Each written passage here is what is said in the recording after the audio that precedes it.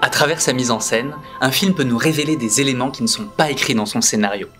Les plans sont les mots du réalisateur. Et nous allons découvrir ensemble aujourd'hui le discours artistique de Wes Craven, décortiquer ce qu'il voulait nous dire en 1996 en réalisant son chef-d'œuvre, Scream. Bonjour et bienvenue dans cette nouvelle analyse du cinématographeur. Aujourd'hui même sort en salle Scream 5, et c'est l'occasion parfaite de revenir sur l'origine de la saga, le tout premier film, qui a totalement révolutionné le genre. Après Scream, le film d'horreur et même le thriller ne seraient plus jamais les mêmes. Alors, comme d'habitude, je préviens pour ceux qui ne l'auraient pas encore vu, on va le spoiler méchant, donc regardez-le et revenez ici après évidemment. Je vais aussi aborder les 3 autres opus, mais pas le 5. D'une part parce que je l'ai pas encore vu, mais aussi parce que c'est juste pas Wes Craven qui l'a réalisé, contrairement aux 4 autres. Wes, repose en paix, tu nous manques.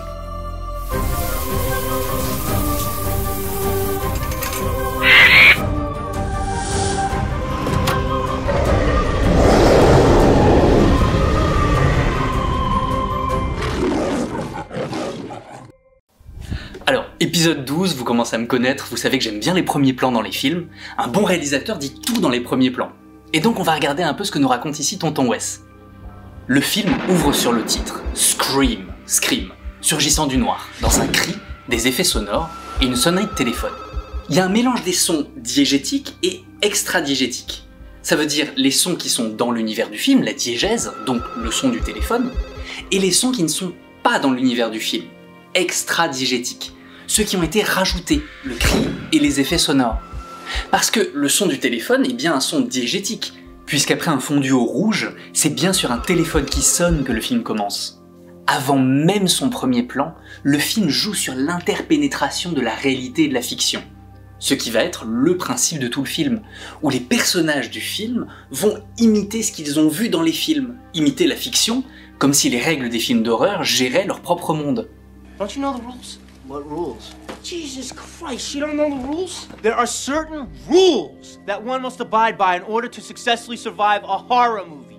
Number 1, you can never have sex. Sex equals death. Now you're no longer a virgin. Now you gotta die. Those are the rules. Mais si dans Scream la réalité imite la fiction, on va également de l'autre côté avoir un film qui, à l'image de ses personnages, va imiter d'autres films, notamment Psychose et Halloween. Et ce film qui imite en miroir, qui dédouble ce qui se passe dans son scénario, c'est ça qu'on va développer tout au long de cette analyse, à travers 3 axes, la boucle, le palimpseste et le métatexte. C'est parti!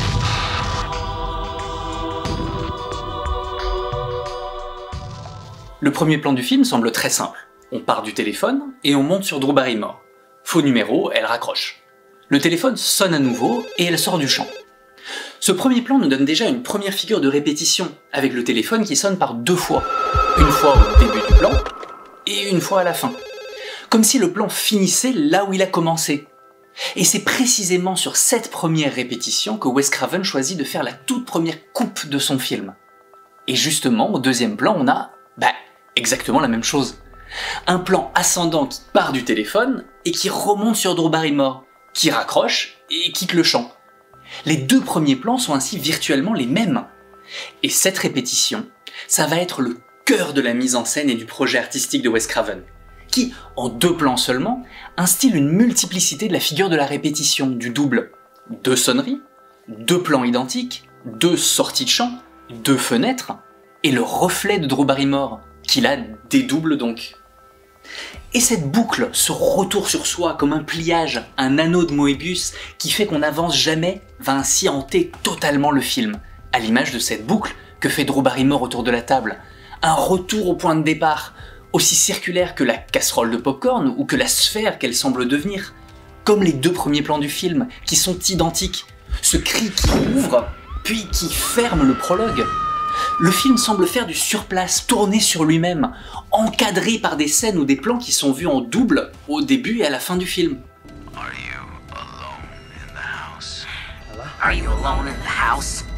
Comme la scène dans la chambre de Sidney au début avec Billy, qui reviendra à la fin lorsqu'ils font vraiment l'amour. Dans la deuxième séquence, on a d'ailleurs ce plan de Billy et Sidney l'un sur l'autre, qui reviendra à la fin lorsque Billy essaye de tuer Sidney. Mais on a aussi des scènes qui se répondent à elles-mêmes, comme la balançoire du 3e plan du film, qui va clore la séquence d'ouverture, à laquelle sera pendu Drew Barrymore. On commence et on finit toujours au même endroit. Ou encore Sidney qui se fait poursuivre par le tueur masqué, puis qui sera elle-même masquée et qui agressera les tueurs. Ou son père qui est montré au début coincé derrière une porte, ce qui sera vraiment à la fin, enfermé derrière la porte de la cuisine. Ce père, d'ailleurs soupçonné à un moment, avait déjà été désigné par Randy comme une fausse piste plus tôt dans le film. I think it's her father. I'm telling you, the dad's a red herring. Cette même porte fermée que trouve le père, qui bloquera aussi le tueur à un moment. Mais elle évoque aussi la porte fermée par une chaînette que ne peut pas ouvrir Sidney. Ces événements qui se répondent tout au long du film en boucle infinie à l'image des 2 premiers plans sont constants. Comme le placard qu'ouvre Sidney, d'ailleurs juste après avoir décrit elle-même une boucle à l'écran, un mouvement où la caméra fait un 360, elle tourne littéralement sur elle-même. Elle ouvre donc ce placard dans un moment de tension musicale. Et oui, il n'y a rien. Mais d'où sortira réellement le tueur plus tard dans le film sans prévenir? Tout dans le film se répond, comme cette conversation téléphonique. What's your favorite scary movie? Oh, come on, you know I don't watch that shit. They're all the same. Some stupid killer stalking some big-breasted girl who can't act, who's always running up the stairs when she should be going out the front door. Où elle décrit exactement ce qu'elle va faire plus tard dans le film. Exactement comme ici. Why can't they find their pops, man? His body will come popping up in the last reel somewhere.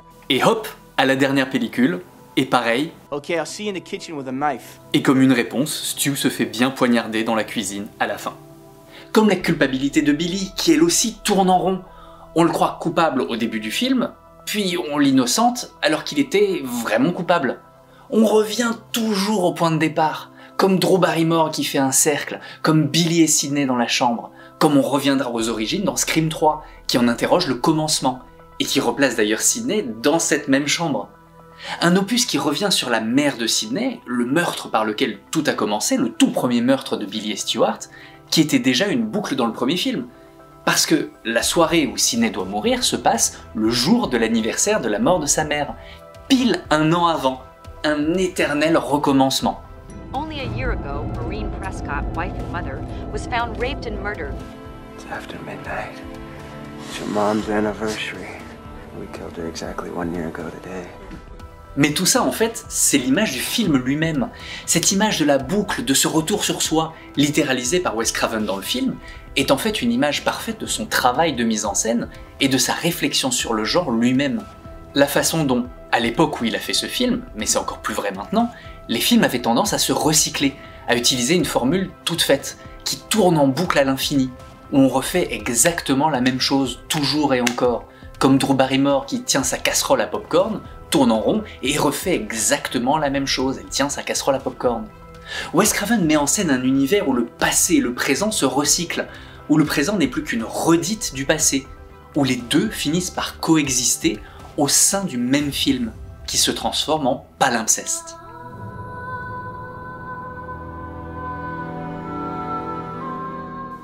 On avait déjà évoqué dans l'épisode précédent à propos de Roger Rabbit ce qu'était le cinéma métatextuel et le palimpseste, ce qui est mon sujet préféré dans l'analyse de films. Les films qui sont au courant qu'ils sont eux-mêmes un film. Et les films qui se cachent derrière d'autres films. Attention, je parle pas de référence ou de citation, mais comme en peinture. Une toile derrière laquelle, si on gratte, on trouvera une autre peinture qui n'a rien à voir. Ce qui est tout le principe du Profondo Rosso de Dario Argento. Mais le film qui traduit de façon la plus simple cette idée, c'est Obsession, de Brian De Palma, derrière lequel se cache le film Vertigo, d'Alfred Hitchcock. Obsession en reprend exactement la même intrigue et fait ainsi coexister sur la même pellicule 2 films à part entière. 20 ans après la mort de sa femme, le personnage principal retrouve un double de celle-ci, une jeune femme italienne qui lui ressemble trait pour trait, et qu'il va essayer de remodeler sur l'image de sa femme morte, littéralement. Ce qui était déjà l'intrigue de Vertigo en fait, où Scotty essayait exactement de la même façon de transformer Judy en Madeleine, la femme dont il était tombé amoureux et qui est morte. Superposer ces 2 images. Et donc De Palma, avec Obsession, de façon complètement métatextuelle, parfaitement conscient de ce qu'il fait, nous offre cette scène. Moisture seeped into a portion of the altarpiece and it began to peel, revealing an older painting underneath. Then the art scholars had to decide what to do. Should they remove and destroy a great painting by Daddy, or should they restore the original, but never know for sure what lies beneath it? What would you do? Ou d'un côté, c'est exactement la métaphore de ce qui se passe dans le film, ces deux femmes qui sont superposées, mais laquelle préserver? Le souvenir de celle qui est morte ou celle qui est bien en vie? Et d'un autre côté, on a Brian De Palma, qui en faisant ce film recrée un double de Vertigo. Et on se retrouve comme sur la peinture de la Madone, avec deux films qui coexistent sur la même pellicule, où l'intrigue et le geste du réalisateur ont la même métaphore, celle du palimpseste. Qu'est-ce qu'il faut garder? Est-ce qu'il faut aller retrouver Vertigo, ou est-ce qu'on peut se contenter de Obsession? C'est une spirale infinie, évidemment celle de Vertigo. Pour ceux d'entre vous qui connaissent pas encore le cinéma de De Palma, il ne travaille que comme ça. Dans tous ses films, il faut gratter la surface pour découvrir un autre film ou une crise politique en dessous. Mais on y reviendra quand on parlera un jour de Mission Impossible. Et aujourd'hui, on va voir comment Wes Craven, héritier du cinéma des années 70 et 80, un cinéma extrêmement palimpseste et qu'il a aidé à construire, je rappelle que son premier film, La Dernière Maison sur la Gauche, est une sorte de remake caché de La Source d'Ingmar Bergman. Donc on va voir comment Wes Craven va pousser à bout ce système de références et les retourner sur elle-même, comme Sidney endosse elle-même le costume du tueur à la fin. Scream métaphorise la boucle, comme on vient de le voir. Un film qui fait du surplace, enfermé dans la boucle éternelle de la citation. Halloween, Nightmare on Elm Street, Friday the 13th. Exorcist. The Howling. Hellraiser. Evil Dead. Fog, Terror Train, Prom Night. Carrie. The town that dreaded sundown. Silence of the Lambs. Psycho. Sans jamais sembler pouvoir aller plus loin, à l'image du cinéma moderne, comme un vinyle rayé qui chanterait toujours la même phrase, un film qui se mord la queue, à l'image du meurtre de la mère de Sidney par Billy et Stewart, qui, exactement un an après, veulent réitérer leur exploit en tuant Sidney. Mais ils n'y arrivent pas. On peut tuer la mère, mais on peut pas tuer la fille. Et là-dessous, c'est pas un film qui se cache, mais bien deux. Les deux films matriciels de tout le cinéma d'horreur. Tout d'abord Psychose d'Alfred Hitchcock, sorti en 1960. Un film qui a littéralement inventé le film d'horreur et posé les bases du slasher. Et puis Halloween de John Carpenter, sorti en 1978. Un film qui a radicalement transformé la forme et les codes du film d'horreur et qui a inventé le film d'horreur moderne. Halloween est considéré comme l'enfant de Psychose. Et on reviendra en détail sur le comment quand on parlera de Halloween. Mais il pousse à bout la réflexion sur le point de vue. Une réflexion qu'avait déjà entamée Hitchcock dans Psychose. Et c'est ainsi presque naturel que l'actrice principale de Halloween soit Jamie Lee Curtis, qui est la fille de Tony Curtis et de Janet Leigh, l'actrice principale de Psychose, celle qui se fait tuer sous la douche. On a donc Janet Leigh, la mère, qui a été tuée dans Psychose, et la fille Jamie Lee Curtis, qu'on n'arrive pas à tuer dans Halloween. Ça vous rappelle pas quelque chose? Et oui, la mère de Sidney est bien morte, mais sa fille arrive à en réchapper. Scream est bel et bien un palimpseste, un film derrière lequel, si on gratte, se cachent les ombres de ces deux films, qui en forment le canevas. Un film dans lequel, comme dans l'univers de ces personnages, les films et les références tournent en boucle, structurent le squelette même du récit. Un film qui tourne sur lui-même, qui joue Psychose et Halloween et Scream en même temps, qui se base sur ce qu'ont construit ses prédécesseurs pour établir un genre nouveau. Ce qui sera parfaitement réussi, puisque les studios eux-mêmes appelleront Scream le père des néo-slashers. Maintenant qu'on a compris comment ça fonctionnait, grattons la surface de Scream pour découvrir dessous, tout d'abord, Psychose. Le film ouvre sur Drew Barrymore. Drew Barrymore, c'était une vraie star à l'époque. Elle avait joué dans 30 films avant Scream, depuis le E.T. de Spielberg à Batman Forever et Tout le monde dit I Love You de Woody Allen. Tout le monde la connaissait. Et elle faisait la une des tabloïds très régulièrement, avec ses problèmes de drogue, ses photos nues dans Playboy. En fait, c'était la seule actrice vraiment connue du cast de Scream. Courtney Cox avait fait que 2 saisons de Friends à l'époque, et c'était une actrice de télé, comme Neve Campbell qui avait fait La Vie à 5. Non, quand Scream est sorti, personne ne s'attendait à voir mourir Drew Barrymore dans les 10 premières minutes du film. Surtout que c'est elle et elle seule qui est sur l'affiche. Et ça c'est quoi? C'est exactement ce qu'a fait Hitchcock dans Psychose, où il fait mourir Marion Crane, jouée par la star absolue qui était Janet Leigh à l'époque, après 40 minutes de film seulement. Janet Leigh à l'époque c'était vraiment quelqu'un. Elle avait joué avec Orson Welles, Anthony Mann, Richard Fleischer dans plus de 35 films où elle était la tête d'affiche. C'était totalement inédit dans l'histoire du cinéma. Personne n'avait jamais fait ça avant. La scène d'ouverture est ainsi un véritable hommage à Psychose. Mais ça s'arrête pas là, on y retrouve l'arme blanche du tueur, la maison solitaire dans laquelle se termine le drame, le meurtre du principal qui se termine dans l'œil de la victime, comme on revenait sur l'œil de Janet Leigh après la séquence de la douche. Et même Wes Craven qui fait une apparition hitchcockienne dans le film habillant en Freddy dans les couloirs du lycée. Mais on a carrément des répliques du film. We all go a little mad sometimes. We all go a little mad sometimes. Anthony Perkins, Psycho. Toutes deux dites par des personnages qui sont hantés par leur mère. Mother! Oh, God, Mother! She's the reason my mom moved out and abandoned me.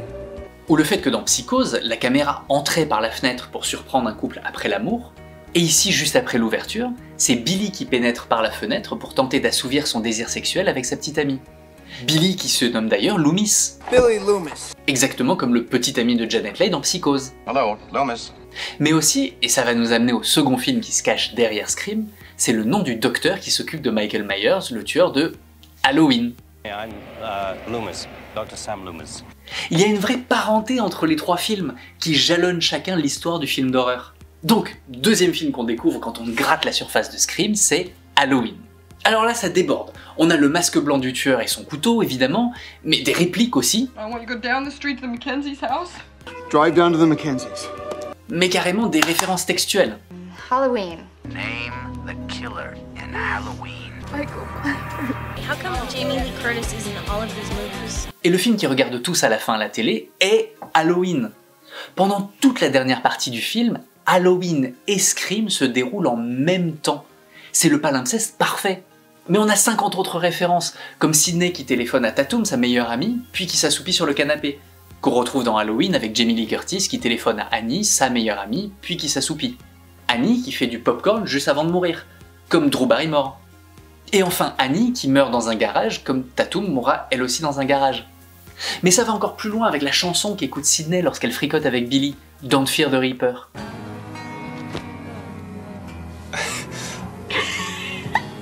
Qui est une reprise de la chanson originale de Blue Oyster Cult. La même chanson qu'écoutait Jamie Lee Curtis avec Annie dans Halloween. My dad! Get rid of this! De la même façon, Scream est bien une sorte de remake, une redite de ses prédécesseurs, comme une reprise musicale en fait, à la fois part de l'original, mais renouvelée, comme un enfant monstrueux. Ce qui est littéralisé par cette réplique de Tatum. You're starting to sound like some Wes Carpenter flick or something. Elle mêle ainsi en un nom Wes Craven, le réalisateur de Scream, et John Carpenter, le réalisateur de Halloween. Wes Carpenter. Les deux noms en un seul. Wes Carpenter. Comme Scream est constitué de plusieurs films superposés les uns aux autres. Et Wes Craven accentue encore plus le côté palimpseste de son film en faisant passer à la télé Frankenstein, le classique de 1931 dans le vidéoclub de Randy. C'est le seul autre film à part Halloween à être montré à l'écran dans Scream, qui est donc bien un monstre, fait à partir de morceaux d'autres films, à l'image de la créature de Frankenstein. Et cette idée du film palimpseste culmine dans un plan absolument sublime, où le film Halloween, qui passe donc à la télévision dans toute la scène finale, influe directement sur ce que fait Dewey, qui est surpris par le son de Jamie Lee Curtis, qui se fait surprendre par Michael Myers. Et Dewey braque son pistolet directement sur l'écran. Wes Craven met en scène l'influence de la fiction sur la réalité, comme on va le voir dans la troisième partie, mais il filme de la même façon l'influence littérale de Halloween sur son propre film. Ce qui se passe dans Halloween a des répercussions sur Scream. Il littéralise de la façon la plus énorme possible le palimpseste qu'est Scream, en filmant deux époques dans le même plan qui influent l'une sur l'autre. De la même façon que Randy, en commentant Halloween, Behind you. commente également ce qui se passe dans sa propre réalité. Surtout que ce passage est retransmis en même temps dans le van, où Sidney et le caméraman de Gale crient eux aussi. Behind you, kid!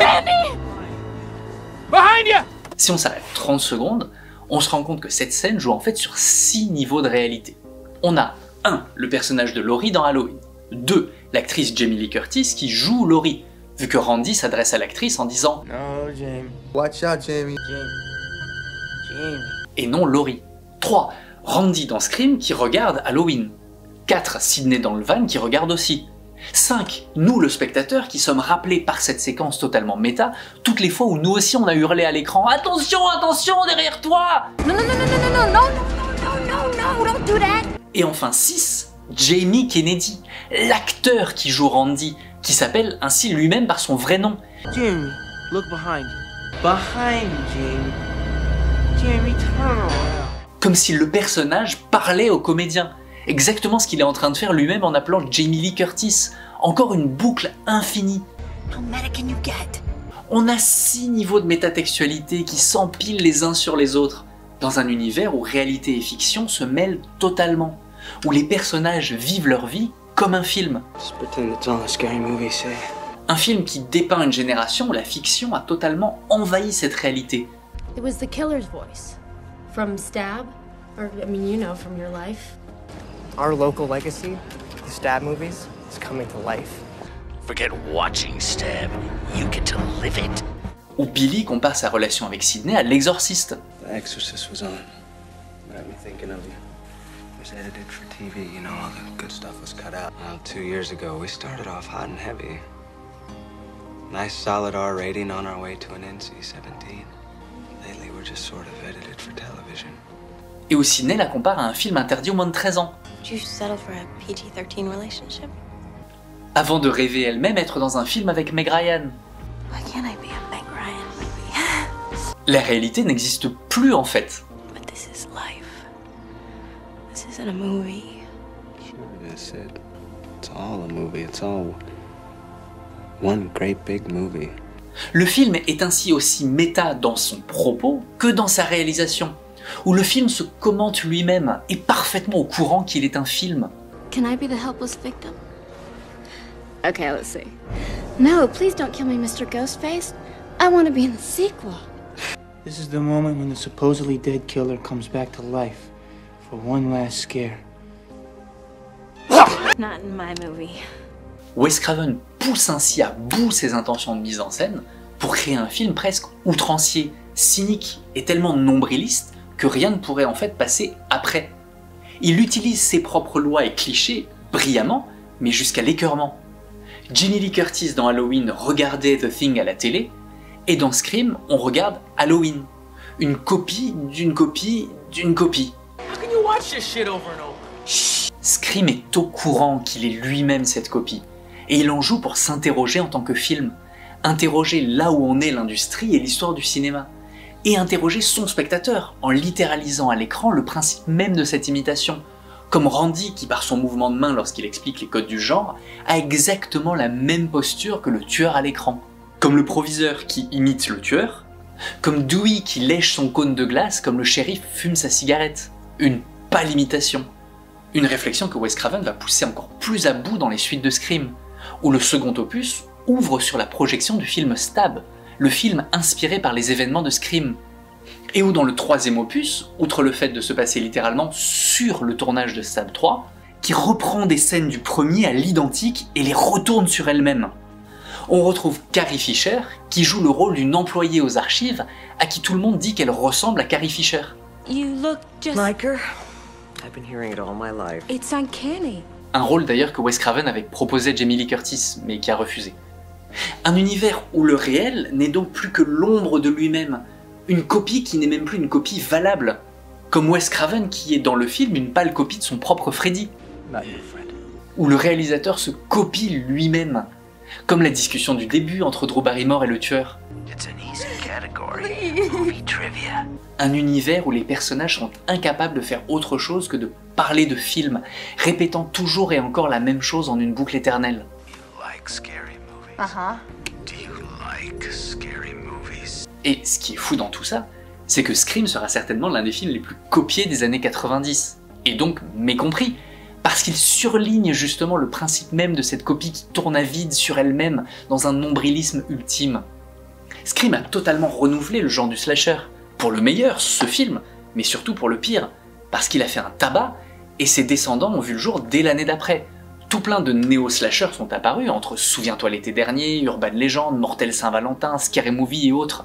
On a bouffé les petits de Scream jusqu'à l'arrivée de Saw en 2004, et de la vague des films torture porn qui en a suivi, genre Hostel, The Collector, The Human Centipede et toutes les autres conneries. Des copies de copies de copies. Ce qui nous amène en fait au troisième point de cette analyse.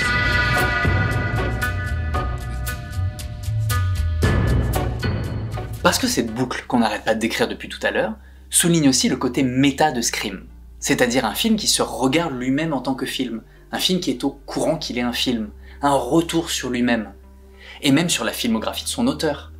Parce que Scream va citer plusieurs fois Freddy, les Griffes de la Nuit, un classique absolu de l'horreur, également réalisé par Wes Craven, sorti en 1984. Que ce soit directement cité dans la fiction, Nightmare on Elm Street, Freddy Krueger. L'apparition de Wes Craven déguisé en Freddy, ce qui renforce encore plus le côté méta, le haut de Tatum, qui est le même que celui de Johnny Depp dans Freddy, ou encore l'arrivée de Billy chez Sidney, qui l'accueille en nuisette avant de discuter sur le lit, qui est une redite de la scène où Nancy, en chemise de nuit, accueille Johnny Depp dans sa chambre, qui entre par la fenêtre avant de discuter avec lui sur le lit. Et dans les deux films, on a un parent qui est laissé face à une porte close. Soulignons d'ailleurs que ce qui a donné son rôle à Skeet Ulrich, l'acteur qui joue Billy, c'est sa ressemblance incroyable avec Johnny Depp. Dans Scream, on est quand même dans un film où les personnages parlent d'autres films du réalisateur, qui est en train de réaliser le film dans lequel il joue. Encore une boucle infinie. Freddy, that's right. I like that movie. Well, the first one was, but the rest sucked. How meta can you get? On a ainsi une perte totale des repères entre réalité et fiction. Ce qui est, je vous le rappelle, ce qui se passe avant même le premier plan, qui mêlait les sons intra- et extra-diégétiques. Mais ce système-là, Wes Craven, qui est prof de philo à la base quand même, c'est un gros intello le mec. Toute cette réflexion, ce méta, cette mise en abîme de l'outil cinématographique, pour être littéraire, il y tend depuis longtemps. Et ça atteint son paroxysme dans Freddy 7, le film qu'il a réalisé juste avant Scream, où l'actrice qui jouait Nancy, l'héroïne du tout premier Freddy, est mise en scène dans sa propre réalité en tant que comédienne, face à un Freddy qui sort réellement des films dans lesquels elle a joué, avec Wes Craven qui joue son propre rôle et qui écrit le scénario du film en même temps qu'on le voit. En fait, toutes ces références à Freddy sont pas gratuites, c'est jamais gratuit chez Wes Craven, parce que Scream est en fait exactement le même film que Freddy. Mais il s'agit plus de l'interpénétration du rêve et de la réalité, où le rêve venait vous chercher dans le monde réel, dans Freddy, mais ici de l'interpénétration de la fiction et de la réalité. On a un peu vu que le film fonctionne ainsi sur plusieurs strates, comme le personnage de Gale Weathers, qui existe dans ce monde comme une star de la télé, que tout le monde connaît. Oh, thank you very much. I watch your show religiously. Et qui va vivre sa propre histoire à travers ce film. Elle est une des clés de cette interpénétration des univers. Ce que les jeunes voient à la télé va devenir réalité et entrer littéralement dans leur maison. Exactement comme le film d'horreur qui passe à la télé entre chez eux. Un personnage qui jusqu'au bout brouille les limites fiction-réalité, parce que le tout dernier plan du film commence par Gale qui parle directement à la caméra, à nous, mais le plan continue et la caméra se dédouble, elle apparaît littéralement à l'écran. C'est la seule fois où j'ai vu ça dans un film, pour faire à nouveau voler en éclats le quatrième mur. Et la réflexion sur ce personnage va être poussée encore plus loin dans les suites, où justement Gale va romancer cette réalité qu'elle a vécue, en écrire un bouquin, le retransformer en fiction. Une fiction qui va elle-même être réadaptée en film, Stab, qui raconte à nouveau l'histoire de Scream, encore une boucle qui se mord la queue. Scream 2 commence ainsi dans un cinéma qui montre exactement l'ouverture du premier film. Un film dont la musique est Red Right Hand de Nick Cave, laquelle était déjà dans la bande originale du film Scream. Les deux films, la réalité et la fiction, ont exactement la même musique. Et ce film est d'ailleurs réalisé par Robert Rodriguez, celui qui devait à la base réaliser le Scream original. Là on est dans le méta du méta du méta. En fait, comme les deux premiers plans de Scream, qui sont virtuellement les mêmes, les ouvertures des deux premiers films sont virtuellement les mêmes. Et ça va être poussé de plus en plus à bout, que ce soit dans le troisième opus qui se passe sur le tournage du film, où tous les personnages du premier vont avoir leur double qui joue leur propre rôle dans le film, et dans le 4, où le tueur joue la carte du remake, où les meurtres sont copiés sur ceux du premier, un décalque, la boucle ultime. Ces films jouent toujours de leur côté méta, le film donc qui est au courant qu'il est un film, où dans chacun, on va exposer les codes du film qu'on est en train de voir. There are certain rules that one must abide by in order to successfully survive a horror movie. Someone's out to make a sequel, so it's our job to observe the rules of the sequel. You are dealing with the concluding chapter of a trilogy. Here are some super trilogy rules. The killer's working by the rules of a horror remake. There are still rules, but the rules have changed. Modern audiences get savvy to the rules of the originals. La saga avait d'ailleurs été pensée dès le début par le scénariste Kevin Williamson comme une trilogie, d'où le fait que le 2 soit sorti juste un an à peine après le premier. Alors je fais une petite parenthèse juste pour expliquer que le 2 est certainement le moins bon des films, mais en fait c'est parce que son scénario avait fuité sur internet juste avant le tournage, et qu'il a dû être réécrit en catastrophe, ce qui fait que le film n'est pas cohérent et qu'il n'en reste que le squelette. Mais un squelette en fait hyper intéressant, une réflexion sur ce que doit être une suite, comme un dialogue qui s'opère entre les deux films, comme cette phrase de Sidney dans Scream,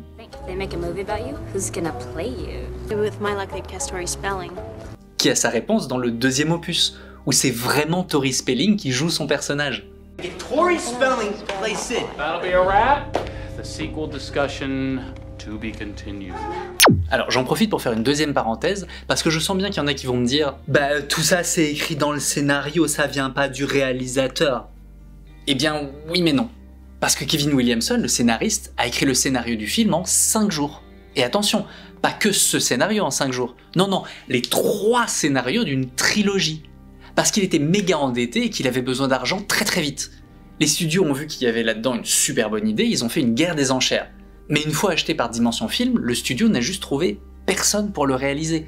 Danny Boyle a dit non, Sam Raimi a dit non, George Romero a dit non, et même Robert Rodriguez a dit non. Ils pensaient tous que le film était une comédie, ils comprenaient pas. Et Wes Craven lui-même au départ voulait pas le faire. Et il y a eu beaucoup de réécritures et de modifications faites entre Williamson et Craven pour qu'ils s'entendent. Et surtout pendant le tournage, Wes Craven a dû batailler tout du long pour que le studio accepte ses idées. Il avait les frères Weinstein dans son dos qui voulaient changer telle ou telle scène, rajouter des meurtres, changer le masque du tueur. Ils lui ont fait tourner avec 7 masques différents. Non, Scream est vraiment le film de son auteur, Wes Craven. Sans lui, le film n'aurait certainement pas été même l'ombre de ce qu'il est aujourd'hui. D'ailleurs, on peut s'en rendre compte en voyant le reste de la filmographie de Kevin Williamson. Souviens-toi l'été dernier 1 et 2, mais aussi la série Dawson quand même, Halloween H20 et Miss Tingle. C'est pas des films qui ont bien vieilli, ou même qui ont juste survécu. Non, tout ce qui fait la richesse incroyable de Scream, c'est bien Wes Craven qui l'a infusé, grâce aux idées de Kevin Williamson. C'est ça qui est génial dans le cinéma, c'est l'émulation. On peut pas faire un film seul, enfin sauf Kubrick, mais il faut vraiment quelqu'un aux commandes avec une vraie idée artistique pour réaliser un chef-d'œuvre. Avant de conclure sur Scream, essayons de voir un peu comment tout ça s'articule dans la mise en scène justement, et pourquoi c'est bien elle qui prime. Revenons sur le deuxième plan du film, sur ce deuxième plan qui était donc une redite du premier. Drew Barrymore sort du champ, mais Wes Craven ne coupe pas tout de suite, comme dans le plan d'avant. Non, il laisse tourner pour qu'on voit l'actrice s'effacer et ne devenir plus qu'un reflet dans la baie vitrée, une image, comme une projection dans un cadre dans le cadre, redoublant l'écran de cinéma. Elle devient ainsi un personnage dans la mise en scène du tueur. De la réalité, elle passe ainsi dans la fiction. On pourrait me dire que je surinterprète, mais non, parce que c'est exactement la même baie vitrée 5 minutes plus tard qui va à nouveau devenir un écran, un téléviseur géant qui va projeter à Drew Barrymore la mort de son petit ami sous les ordres de son metteur en scène, le tueur. Turn on the patio lights. Turn off the light. Il va ainsi lui demander d'allumer et d'éteindre les projecteurs sur le théâtre de sa mise en scène. Elle est ainsi coincée entre fiction et réalité, entre l'écran de la baie vitrée qui lui projette la mise en scène du tueur, et le téléviseur sur lequel elle devait regarder un film d'horreur, mais qui ne donne rien à voir. Elle est coincée entre les deux. Et Wes Craven place le couple dans une disposition fascinante. Face à face, les yeux dans les yeux, se retrouve le torturé physique, l'image à travers le cadre, donc le ruban filmique, et la torturée mentale, par la voix au téléphone, la bande sonore du film. Le son et l'image sont ainsi mis en parallèle. L'écran vide de la télévision qui est allumé, tout bleu pour rien depuis le premier plan, prend alors tout son sens.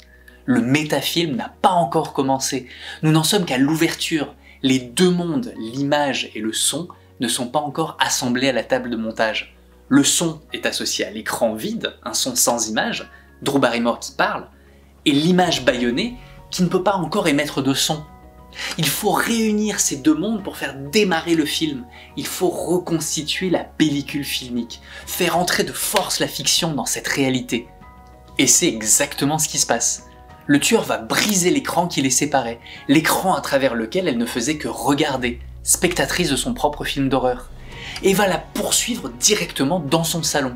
Elle se fait rattraper par cette fiction dont elle s'apprêtait à se délecter quelques instants auparavant. I'm getting ready to watch a video. Really? What?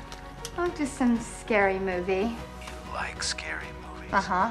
C'est la littéralisation par la mise en scène de tout ce qu'on a vu tout à l'heure, où avant même le premier plan, la réalité et la fiction s'entremêlaient. It's a classic case of life imitating art, imitating life.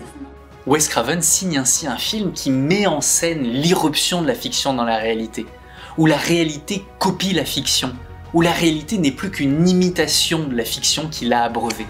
Corn syrup. Same stuff they use for pig's blood in Carrie. Et tout le film met en scène cet effet de miroir, de porosité des espaces, comme ce deuxième plan qui finissait sur la baie vitrée et enchaînait sur le troisième plan à l'extérieur. L'intérieur donne sur l'extérieur, comme en miroir. Comme le premier plan et le deuxième plan finissaient en miroir l'un de l'autre. L'un finissait sur l'intérieur de la maison et l'autre sur l'extérieur. Et cet extérieur va pénétrer violemment à l'intérieur plus tard dans cette séquence par cette même baie vitrée. Une interpénétration des espaces réalité-fiction intérieur-extérieur qui est filée par ce moment où le tueur brise à nouveau la vitre, le cadre dans le cadre, pour attraper le bras de Drew Barrymore, et qu'elle retraverse la vitre pour lui donner un coup de téléphone. Les espaces s'interpénètrent totalement. Et à ce moment-là, c'est précisément Wes Craven lui-même qui porte le masque du tueur, pour la seule et unique fois du film. C'est pas anodin. C'est le réalisateur lui-même qui brise la barrière spectatoriale. C'est une vraie note d'intention. Surtout que ça intervient juste après le plan où il est vu en reflet sur le visage de Drew Barrymore. Il y a un redoublement par le reflet dans la vitre du champ et du contre-champ dans le même plan, superposant l'objet et le regard, la fiction et la réalité qui se superposent, de surcroît dans un cadre dans le cadre. Les deux personnages avec la bouche grande ouverte, dans un cri, le titre même du film, préfigurant l'anéantissement de toutes les barrières dans le plan suivant.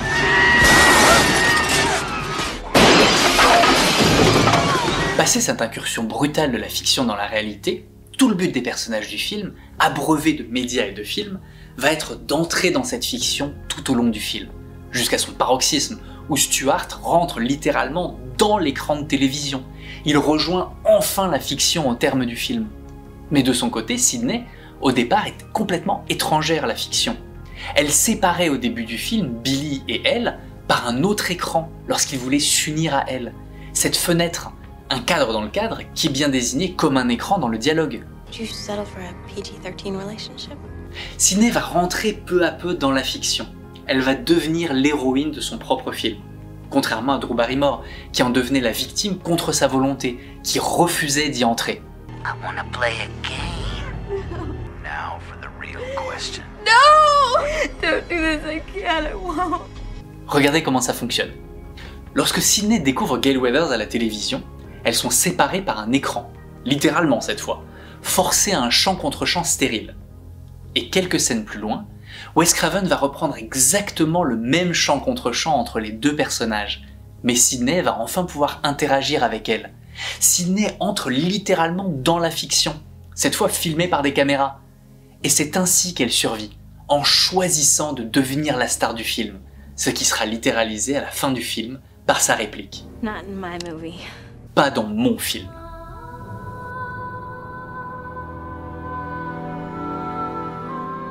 Donc ça y est, c'est fini pour Scream 1. Mais juste avant de finir, j'aimerais bien revenir un tout petit peu sur le 4e opus, le tout dernier film de Wes Craven avant sa mort. Un film que j'aime beaucoup en fait, et que j'ai redécouvert pour cet épisode. Par contre, je vais devoir le spoiler parce que c'est nécessaire pour l'analyse. Dans ce film, outre le fait de réfléchir à travers sa mise en scène à ce qui fait le propre d'un remake, où les personnages vont s'attribuer les rôles des précédents héros de l'histoire, Keeping with our remake theme, Trevor's this generation's Billy Loomis. And we're the innocent victims, Sidney and Randy. Yeah, old school, like Billy and Stu. Wes Craven va doubler les scènes du premier, au lien et costume près. Le copain sort ligoté du placard exactement comme le père de Sidney et habillé pareil. Un film où le tueur réorchestre les meurtres du premier film. The original stab structure is pretty apparent.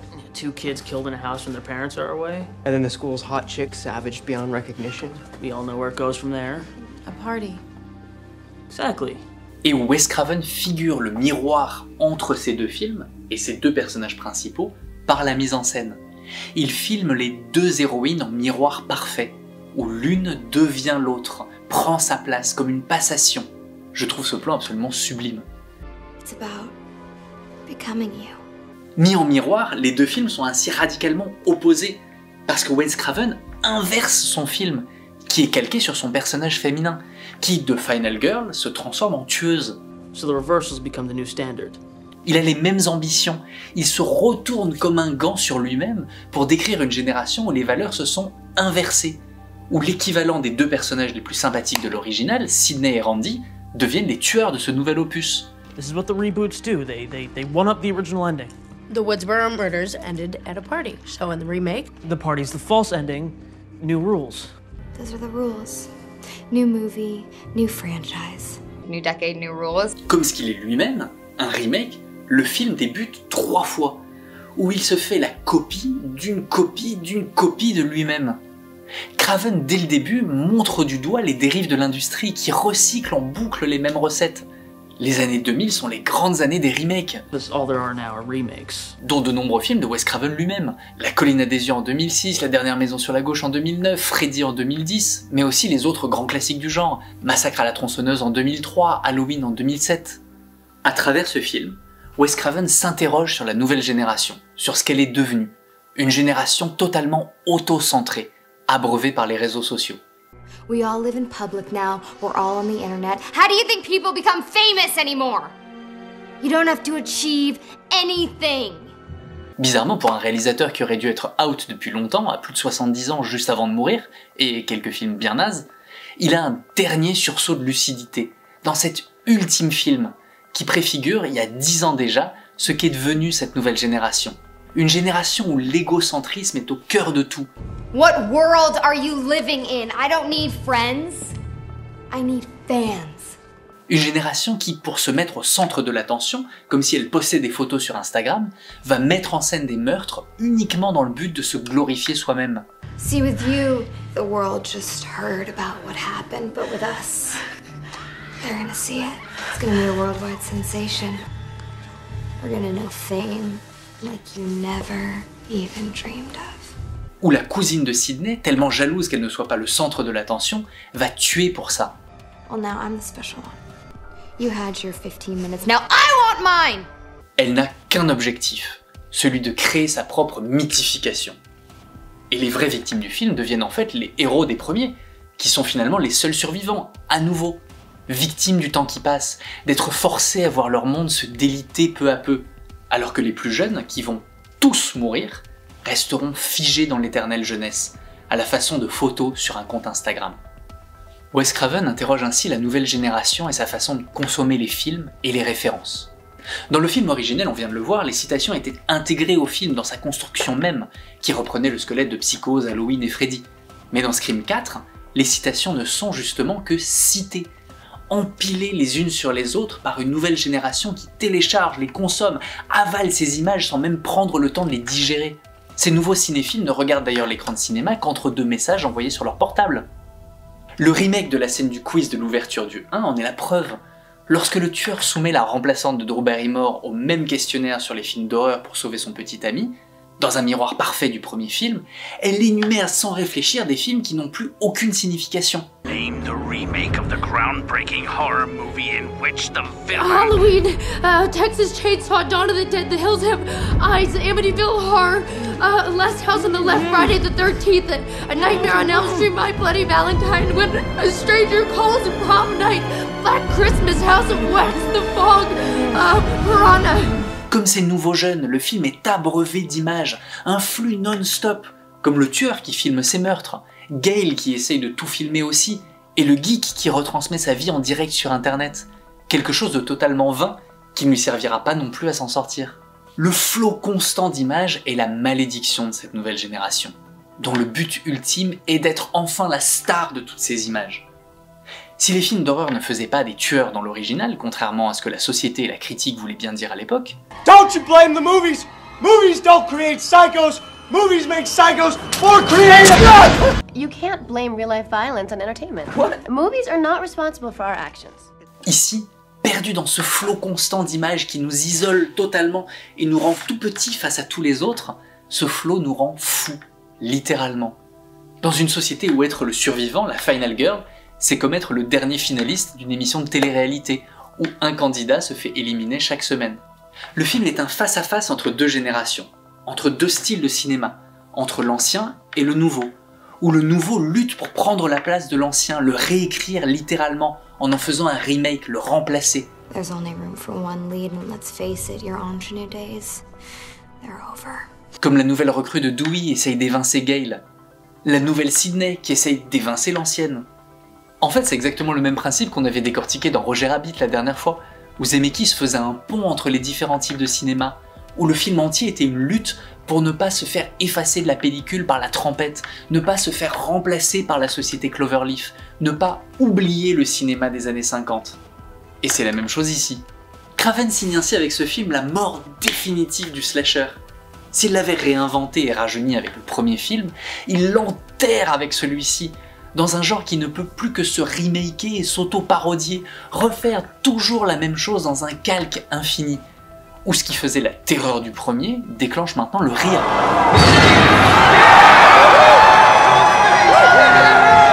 Un film qui signe l'impuissance totale face à cette nouvelle génération, assoiffée de sang et de gloire, qui rit de la tragédie de l'ancienne. One generation's tragedy is the next one's joke. Scream 4 est un film crépusculaire, beaucoup plus profond que ce qu'on a bien voulu en penser. Un ultime film qui a enterré à la fois le genre et son réalisateur, qui repose en paix. Et bien voilà, c'est fini pour aujourd'hui. En tout cas, comme d'habitude, n'oubliez pas de liker, de commenter, mais surtout de vous abonner en activant la petite cloche pour être mis au courant des prochaines sorties de la chaîne. Je vous encourage évidemment à découvrir mes autres analyses, et je vous dis au prochain épisode. Allez, ciao bisous!